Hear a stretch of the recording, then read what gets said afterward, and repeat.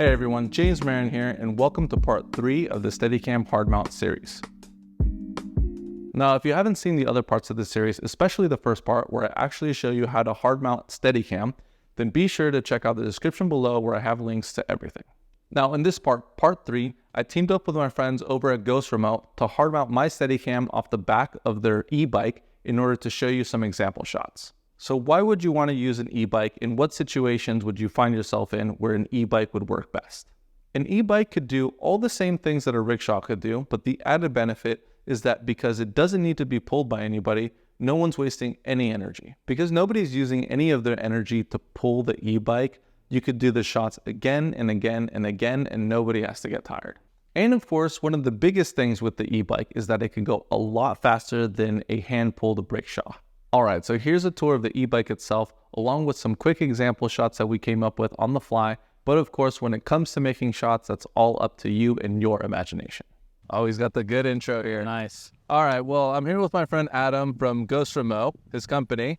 And we're going to use his bike today. It's an electric tricycle. You have a name for this, right? Yeah. What do you call it? I call this the ghost bike. The ghost bike. So we're going to use the ghost bike today. I guess, Adam, tell me a little bit about your bike. Sure. And just kind of take me through what you know about it. Yeah. So I really built this as like the next level up from a hand-pulled rickshaw. So it's great for walk and talks. It's great for shooting other bikes. Or, even people running, jogging, stuff like that. It can be set up for Steadicam, or you can do handheld on it, of course. Okay. You can mount a remote head. There's actually a Mitchell mount under the seat here. So it's pretty modular. This rigging cube can move forward and back, so you have clearance for a remote head if you were to do that. You can front mount it. But in terms of Steadicam, this is basically the setup I normally run with the seat on here. There's the seat belt. It has about a 15 mile an hour top speed. Okay. So, if you wanted to go faster than that, you might use something like the track car. Yeah. But this is great for using in narrow spaces. Mm-hmm. So you can be on a sidewalk or in a hallway, even like a store aisle, something like that. And it's electric as well, of course, so like you mentioned.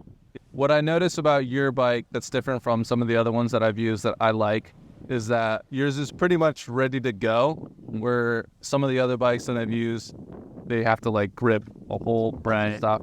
I like that you don't need any weight up in the front, and like you don't need a whole bunch of sandbags and stuff like that. So in other bikes that I've used, you can't sit on it with the gear without it tipping, which obviously you don't want to do. Or like, maybe the person driving it forgets that they have to sit in here. So they get up. So they get up and then it starts to tip. You're like, No, this is built pretty much so your center of gravity is sitting in a good spot in relation to the axle. So yeah, it feels pretty stable. You'll notice when you're on there.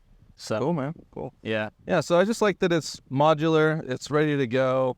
In terms of Steadicam, it's nice that you just have to slap on the speed rail. Mm-hmm. This is nice and close to you, so you can lean forward on it and kind of use it to brace yourself again.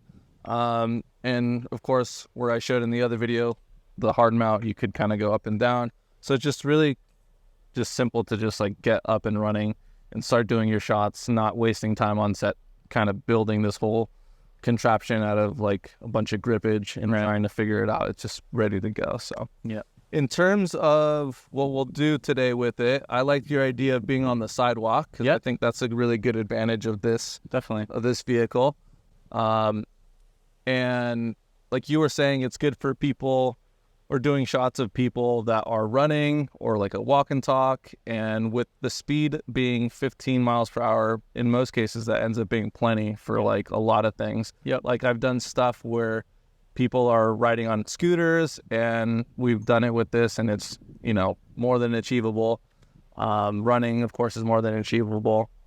And I think it's a really good tool to have, especially like you were saying, if you don't want to use the rickshaw because it's going to be, pushing people to the limit. Yeah, and I mean, this way you can do an unlimited number of takes. And The only person really getting fatigued is you, the operator. Because I'm not even really doing much either. So it's like, right.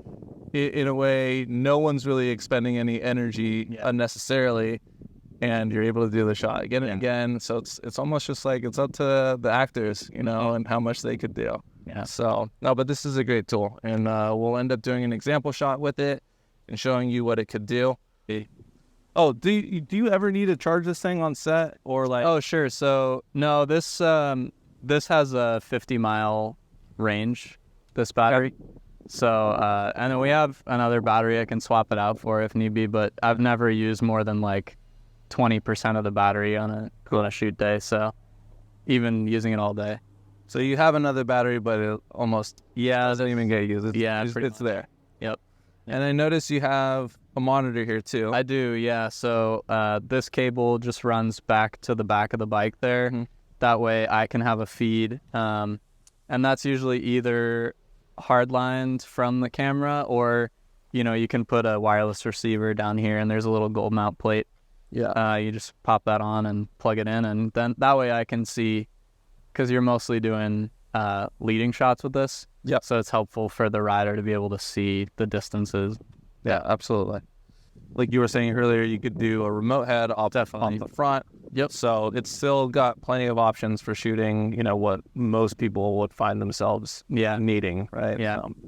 And you can obviously get away with profile shots and even a little bit of a rear three-quarter shot just by panning the camera. But yeah.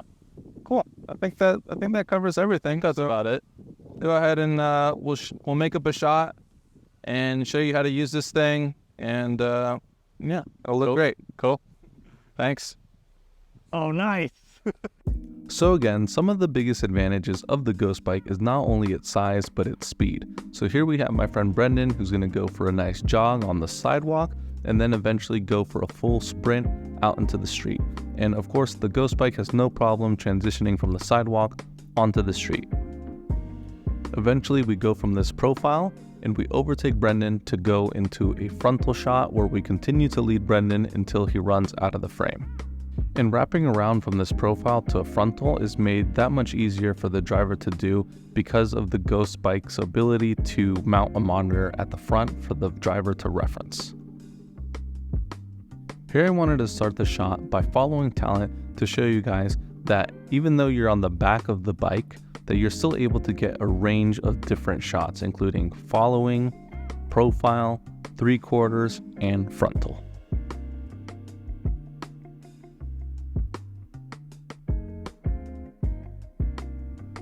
And in this shot, we're sort of just freestyling in this close-up and just doing a casual ride and just showing that you're able to really maneuver with this thing. We're kind of switching from one side to the other, going from a close-up, going wide, and that the bike has just a lot of capability to it.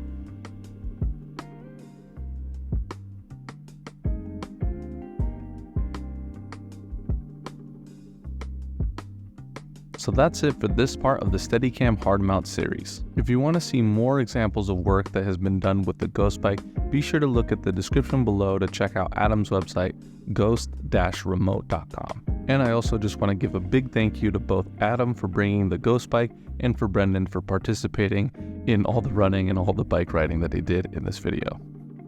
In the next part of the series, you'll get to meet my friend Art Ortiz, who's the owner of Track Car, and we'll go over and give you a tour of what the car could do and show you some more example shots. Thanks again for watching, and I hope you have a great day.